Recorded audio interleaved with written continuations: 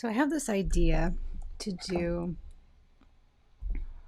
a beautiful up close field of daisies, and I've been trying to think of what colors I wanted to use. So I'm kind of just gonna lay some on my palette here that I commonly use and just kind of start from there. This is Opera Pink. I've been playing with Nickel Azo lately. It's been pretty fun. I like it. It's a really neat color. And then Cerulean Blue. This one's by Mission Gold. The other ones are Danielle Smith. Just got this new ceramic palette. This is pretty cool actually. I'm excited to use this one because I use palettes, but a lot of times I'll use these ceramic dishes because they're larger mixing areas.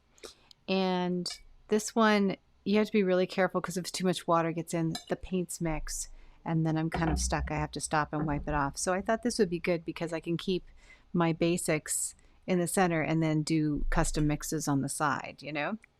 This is Quin Rose. I'm just going to add a little bit of this in the corner because it gives me a little more depth and dimension sometimes when mixed with the Opera Pink. And up top, I'm just putting them on my sample swatch palette here because I just want to experience what they're going to do as we go through. And I might possibly later on use some of this, which I like. This is by Schminke, and it's just this really bright turquoise. And I'm just gonna kind of keep it on the side of my palette just to remind me that it's there. But that'll be later. I usually don't mix this into my paints. So I'm going to try this one. This is a Velvet Touch Long Round. I could possibly maybe make the shapes a little easier with, this might actually work. This is a Escoda Prado. So let's just try a couple of these here and see what petal shapes are better, because the petals that I'm looking at right now are here.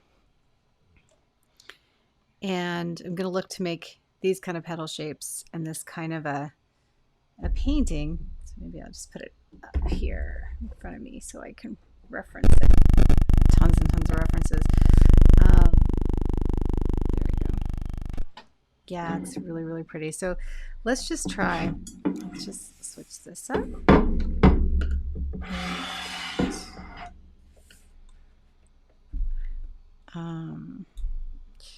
So I'm just gonna kind of liven up this color here. And take a little bit of the Quin Rose.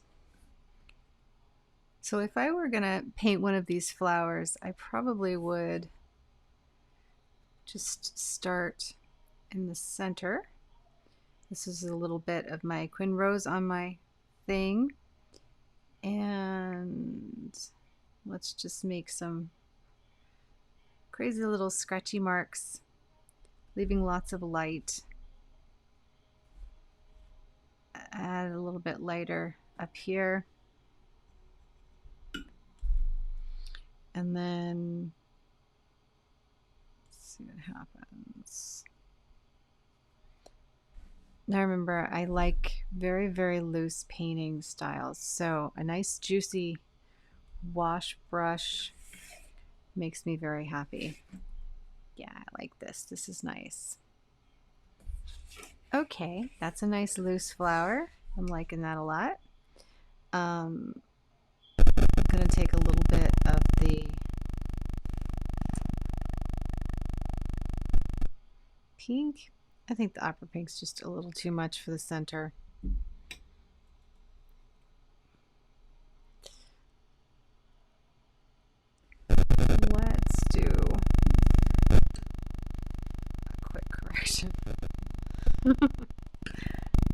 I like the I like the Quinn Rose much better. It's kind of like nicer. Now this area is already wet on wet, so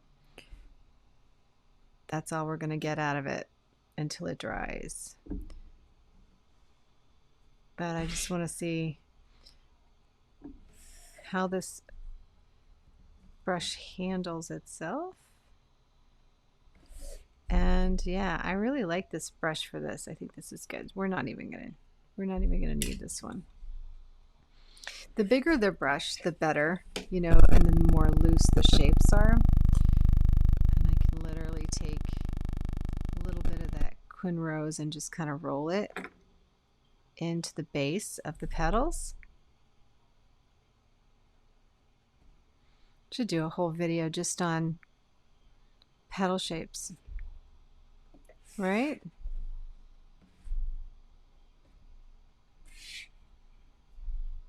So this piece is going to be part of my tutorials that are coming up for summer on some really nice rough flowers.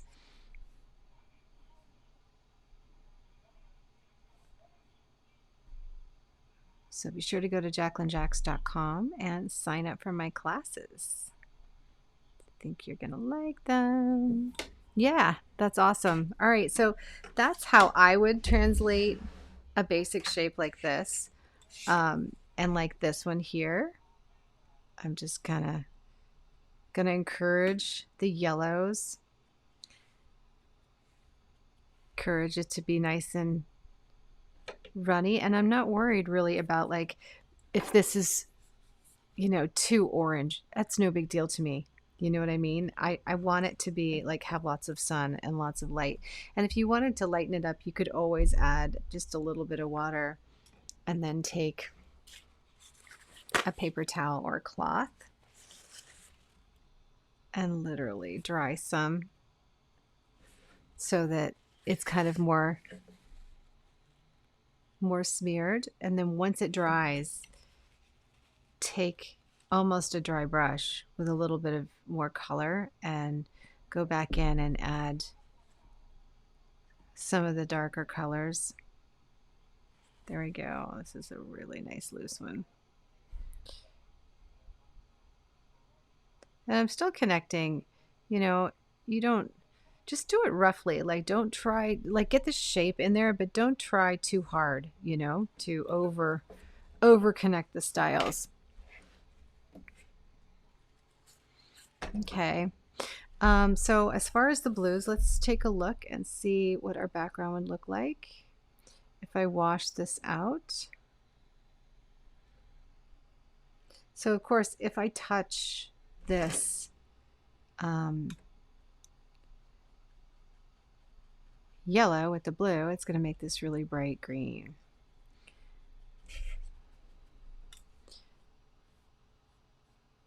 And I just want to see if I can lift. I mean, this is not my really good paper, but I want to see if I can lift out some colors.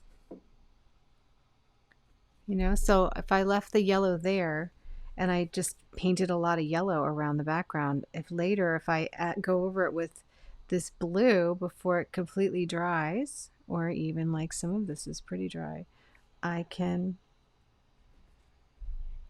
create some relief here, you know, and then take a little bit of the color and go back in.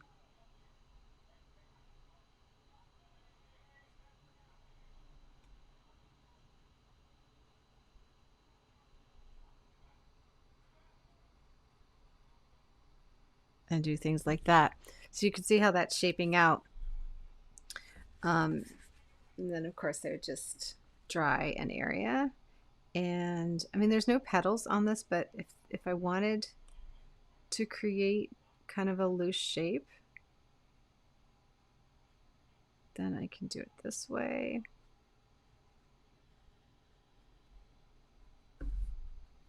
See how I'm like able to shape things out. And then this is the Quinn Rose, and if I go over it with a Quinn Rose, what am I going to get? It's going to get just this kind of like deeper color because it's got a little bit, there's some purple in there. If I mix in the opera pink, then yeah, I'm starting to get more of that really bright, beautiful purple. But be careful, if you go down, you're going to get a different hue. But I really like this color here. It's really pretty. So if I were mixing close to my flower,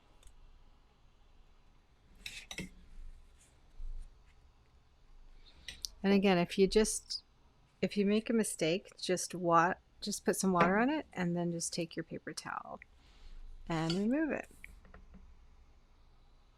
I mean, this is a tricky one right now because I'm going really fast. I'm not giving it any time to dry.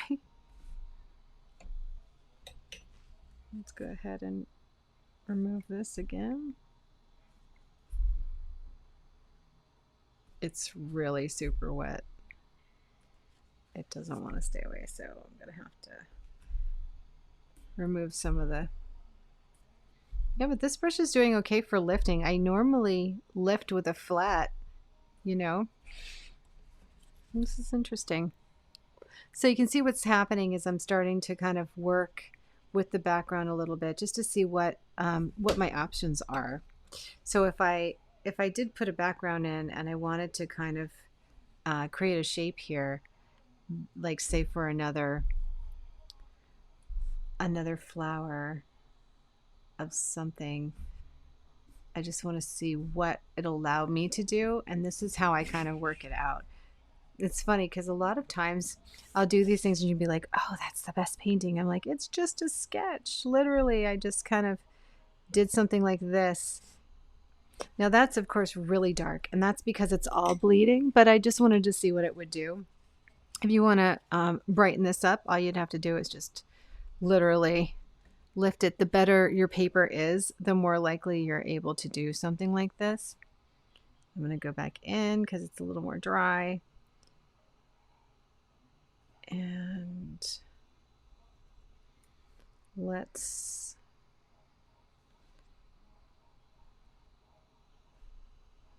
Yeah, it's not bad actually. It's pretty interesting.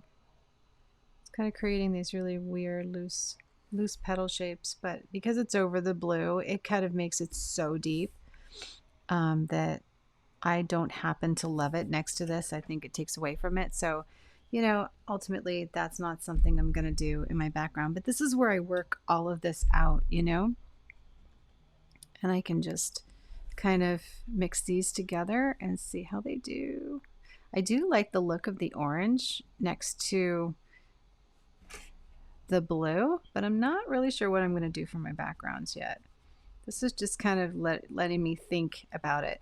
If the purple goes over the yellow, it does make kind of like a brown that I'm not too excited about, but I can mix in some of my cerulean blue, and look at that. I've got now stem colors.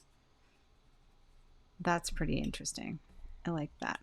So now I have a nice stem color to use. It's amazing to me that these stems, they don't have any stems, or they don't have any leaves in the picture that I took. But that's okay because we can make it up. I kind of like the idea of dragging some of this really strong color through my leaves. Now, of course, depending on how crazy this dries, you're either going to like it and love it or you're not. I just realized I'm painting off of here, so let me move this up so you can see it. So see what I did here? I actually get a little closer. I'm just kind of moving around this really dark cerulean paint, and I went in here and moved it over the yellow so that I could kind of come up with this really nice green shape. And then I'm just blopping my brush actually just to see what I can get loosely. I always use the brushes this way because the more loose shapes you can get when you're doing these loose abstract designs, the better. You know, I really love the way this color looks. It looks so good, especially compared to this. And as this dries, now let's go ahead and add a little more depth to it. I'm just going to dry off my brush. Probably get a little bit more of our orange. Get a little tap of the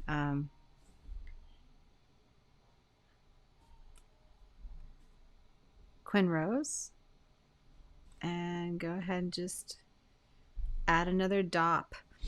Literally, I mean, I'm dopping the brush.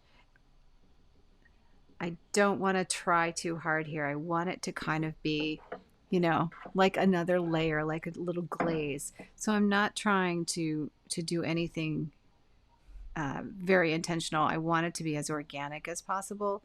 So, but I do like how some of these things are evolving, especially that's really pretty to me.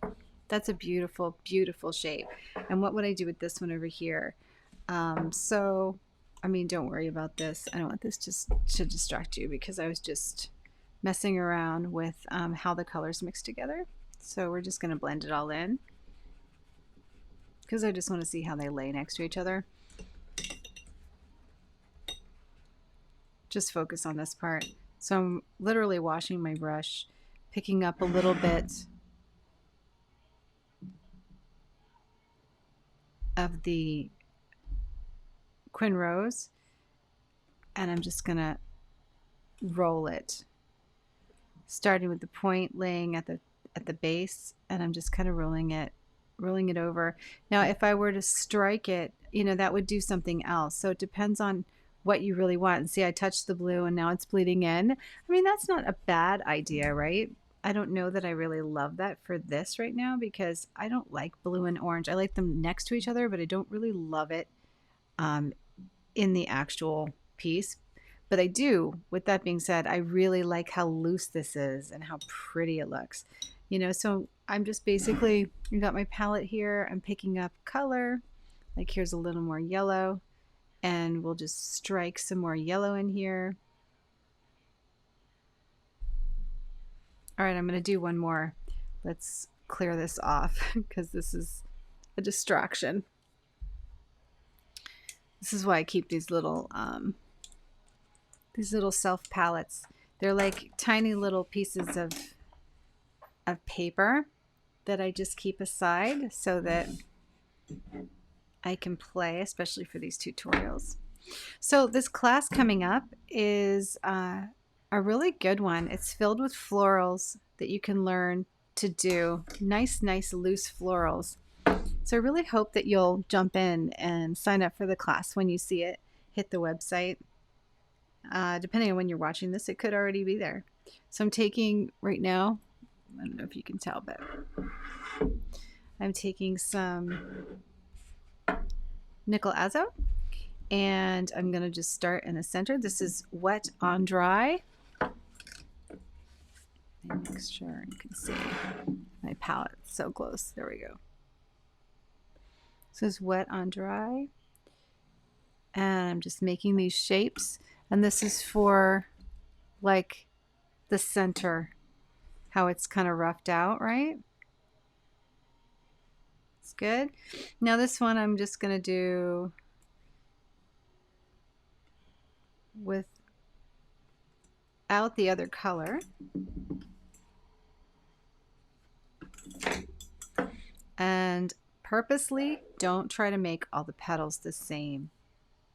I mean, I have a lot of people that are like afraid for a petal to look different. And if you try and make them all the same, it really doesn't look loose at all. It looks actually very contrived, right? Then to get a little bit of orange, we can just mix a little bit of our yellow with the Quin Rose. And this is what I love about this ceramic palette is I have my basic colors in the center that I don't dip into, and I just do mixes in the outer sections. So let's see what happens if we just tap a little bit of color. I'm going to add a little bit to the inside of the flower and let it peel off to here. I like that. That's really nice. Yeah, I'm letting this orange kind of define where it starts.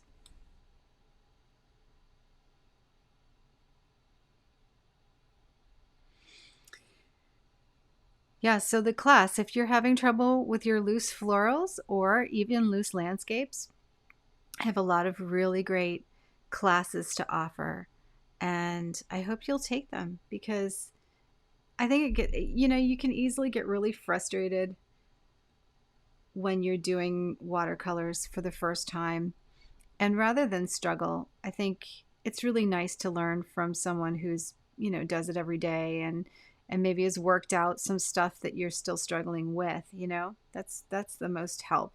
So when you see an artist and you like their style or one of the things that they're painting, definitely jump in and take the course. It will give you back so much and it will inspire you no matter who you take. Everything is a learning experience and everything is such a big journey that you're on when you're doing watercolors. Isn't that beautiful? Look how pretty that turned out. All right, so I have still some more on my brush. So I'm just going to go ahead and we're going to do another really loose one. So just, right? Wet the brush just a bit, put it in my palette, and just kind of pull it. Cool, huh? Let's get a little more yellow. I like this one. So this one's kind of on its side. I'm just trying to figure out how to reflect that because the petals, I'm going to let them drop off. So I'm going to wash my brush out and dry it a little bit. Grab some more yellow and just put some nice yellow on here. Now the nickel azo, I'm letting this puddle on this paper. This is just a really cheap watercolor paper that I use for just the samples. So of course, if you're using a really expensive paper, this is going to be slightly different. You might not struggle with it as much. You might like the droplets and the pooling. The pooling happens a lot in anything that's not 100% watercolor paper. This paper is I can't remember if it's Canson Heritage. No, it's not Canson Heritage. It's like Canson XL, I'm pretty sure. Anyway, I'll link it in the description box. I have all of my tools, everything all linked up for you if you need to upgrade or you need to get something from Amazon. So this is kind of cool. So now what's happened is because it's wet, as I add color, it's just carrying it through. It's not dry enough for it to strike out like this one did, right? This one's kind of blending. So a way to get around this, just wash your brush and leave it. Then get a piece of paper towel or a rag. You can even do this with your finger, but you gotta wipe it off somewhere. And just kind of move the paint around. If you use a crumpled piece of paper like this, and then you just kind of go over your petals, it's gonna clean it up unevenly, which is really nice, and you're going to get some of this. If you let it dry just a little bit longer, I'm going to get some of my white back, and then take your brush and let's strike up some of this. It's still really wet. I would have to use the color without a lot of water on my brush in order to get it to do what it's doing now. Otherwise, it literally just wants to carry it around. But again, this is kind of just another way of doing it. If I want to lighten it back up, I can just remove some of the color. You can also take a clean brush and remove some. So there's another way of doing it. Let's see what's on my brush. And let's do another over here. When my brush has too much paint on it, I notice for this right now, it kind of gets in my way a little bit. But if you wanted something a little more light, then put more water on your brush and less paint. Like say you wanted to do a wash, you know. And again, I'm just dragging the tip of the brush off and I'm letting this be very unfinished. I'm going over another section.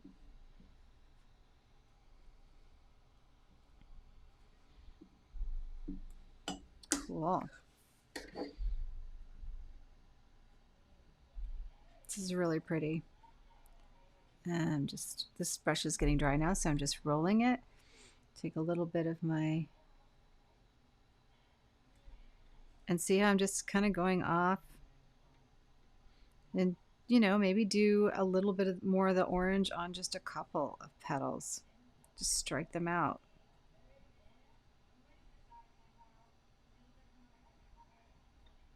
I love doing shapes. I think it's really fun. Just gonna hit it with a little bit of orange in here, just on one side, to see how that looks. Pretty. Just roll it out onto the petal a little bit. Isn't that beautiful? It's really pretty, huh?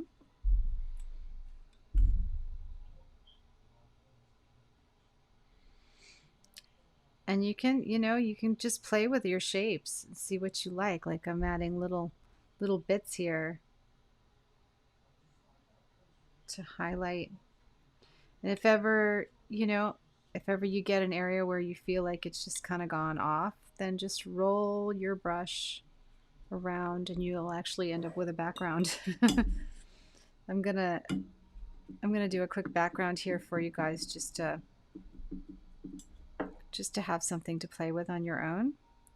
So I'm just taking what's left on my brush and I dipped it in some water and I'm just kind of going around the image. In some areas I'm actually hitting the leaves. Now this is of course a very similar color to what's there, right? But just a little bit lighter. So if we wanted it to be, like say we wanted a light green, take a tiny little bit of the cerulean blue, like a little bit, because this is just really, really light. And we're just gonna kind of move it into this yellow, because blue and yellow make green. Isn't that nice? So now I'm painting my background, and this is after the fact. This is a great way to preserve the petal color and be able to have a background that's really loose without having to do a wash that will change the color. So if you're kind of really inexperienced and you're not comfortable in doing a full wash first with something, but you wanted a green background, but you don't want it to be part or affect the colors in the flower, this is a good way to do it without having to use masking fluid, because you know you can't do masking fluid on loose florals. It's just, it really doesn't make any sense. It's a little bit too contrived. It doesn't really make you feel like you're doing free-form loose florals, and it's not relaxing at all, right? Like unless you are relaxed by the process of that, I don't know. I'm not. I have to do it this way, you know. And again, this is a cheaper watercolor paper, so it's going to pool. It's going to have a lot of really weird little effects. If you want to put stems in, use a little bit more of the cerulean and pick up, oops, I just contaminated. Pick up some more of your green and stems. I'm just kind of rolling it out. Pretty, huh? You can shape the stem. So say this got really wet and you want the appearance of the stem, but it's not really working out because you're losing your shape. Just go back in. And what I'm doing is I'm just removing color. Now, depending on how the quality of your watercolor paints and the quality of your brush, your own style, and the paper will determine whether you can rework things this much. Now, once I remove the color on either side of where I wanted the stem, you can take a little bit, I'm just going to do this to speed up the drying time, but I'm going to actually remove it by pressing it out. And then I can paint that right back in.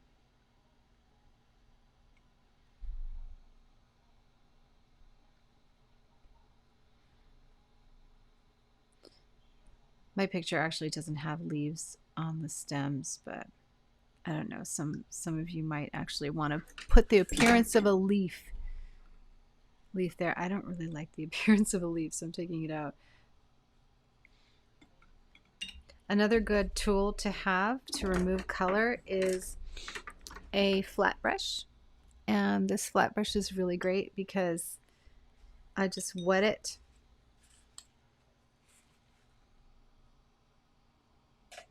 and bam, I can bring back my stem again. So if you've lost your stem, you just remove the color around it. This is really good for relief painting too, you know. So you can always go back in and remove color and create shapes. See, I personally just don't feel stems in here, so I'm just gonna encourage them to not be there by painting around them. I'm creating a big old puddle mess right here, but you know, it's all good. It's gonna dry really nicely. It's gonna kind of look like a blurry background, which I like. I like for this because it's really loose. It's pretty. A little more blue as I'm getting over here. And every time I let it dry and then I go over, it's basically like a glaze. I'm just kind of pushing the paint around, and you know, it will create another line of kind of messiness, you know, depending on what your brush is that you're using. So you can try different brushes to do this. You can try different, you know, different styles. But again, you know, like if I would have put this green underneath the yellow, you know, we would have had a mess, right? It wouldn't have been the same color. So it wouldn't have worked. But to keep the transparency, but then still have a really interesting background like this, you can do this. I would also encourage you maybe to like experiment with shapes, painting shapes. You know, like maybe you do the background of, let me get a little more color. Maybe you're going to do a background of bleeding shapes, you know, maybe like this. See, so I'm like using a little more depth of color. Now this would probably work out better if it wasn't wet, but I'm just kind of creating something quick for you guys to see.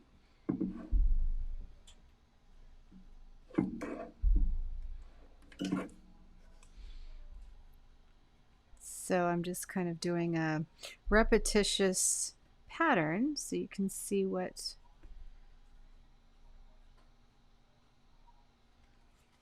how pretty that would look. Isn't that pretty? It's nice. So if you want to do it over here, just dry it up a little bit, get a little more of your color.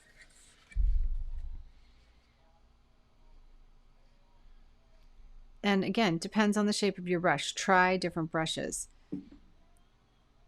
This one is just, I'm keeping the tip wet enough to get the shape in. If the tip dries too much, it gives me a different shape. So pay real attention to the shape that it gives you, depending on how wet or dry and how much color is on your brush.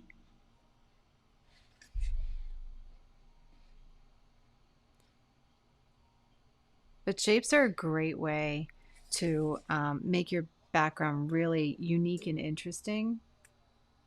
I've done a lot with kind of creating patterns and shapes. Now, this blended because my color is not really, really thick, and the paper is wet, and the paper is not 100% cotton. But going back in, and I'm adding a little more color just to see what happens. This is why it's great to do a study, you know, do a sketch before you do an official painting on a really good paper. And that way you've kind of like worked it out and you're like, ooh, I really like that. You get a feel for your paints. You get a feel for what it's going to look like, or what you can do, what you can't do. If you're going to make a mistake, you know, you're more likely to catch the mistake here before. Now this is kind of neat because right now I've got layers of my pattern coming out, and some areas where it is more wet, I'm gonna either decide if I want to go back and do it there or not. This is kind of really cool. I'm liking how this looks. All right, hang on. I'm going to wash my brush off, and now that my flowers are a little more dry, clean water, same brush. I'm just getting it really nice and clean. Drying it off. I'm going to take some more of my yellow.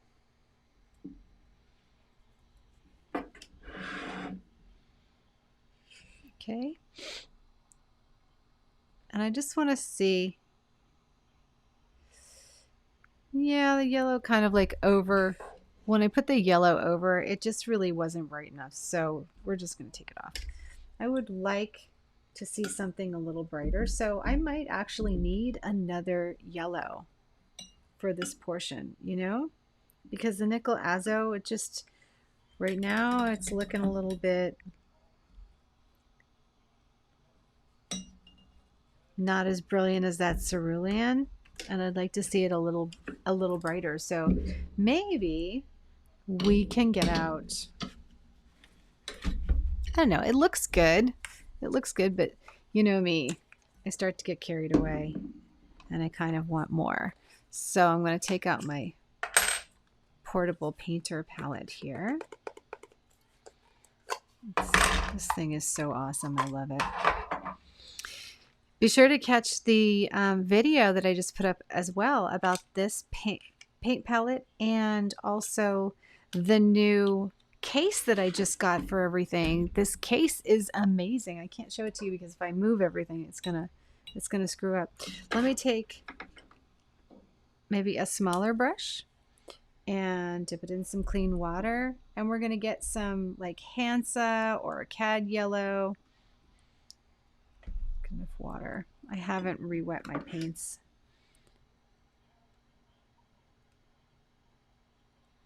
So we're gonna get just some bright yellow in here, and I just want to see what happens when I strike it. Yeah, that's cool. So I'm taking a little brush and I'm just kind of making these a little more brilliant now that they're dry.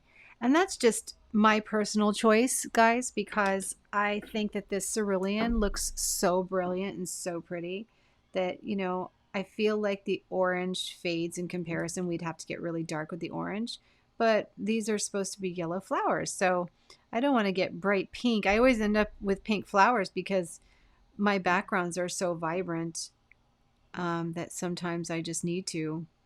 But this is a great way to do it, is I just went over dried flowers with a little bit of the yellow, like really, really bright, like a cad yellow or something, just really brilliant.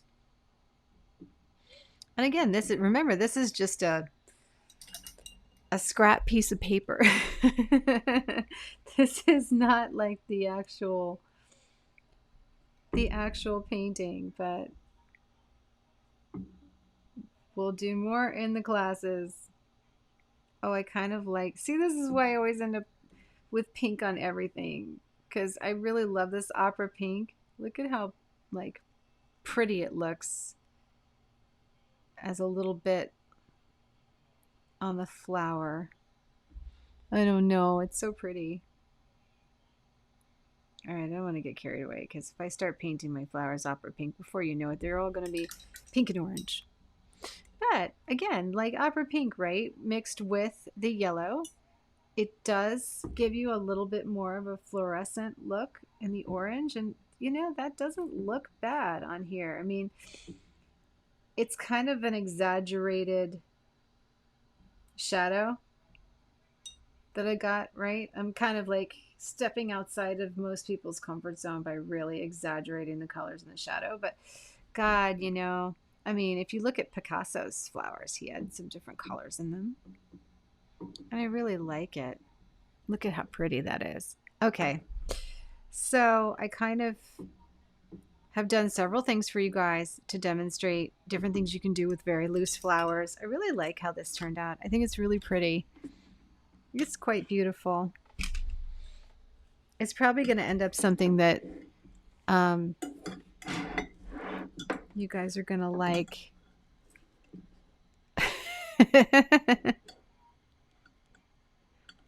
Yeah, it's really pretty. I like it.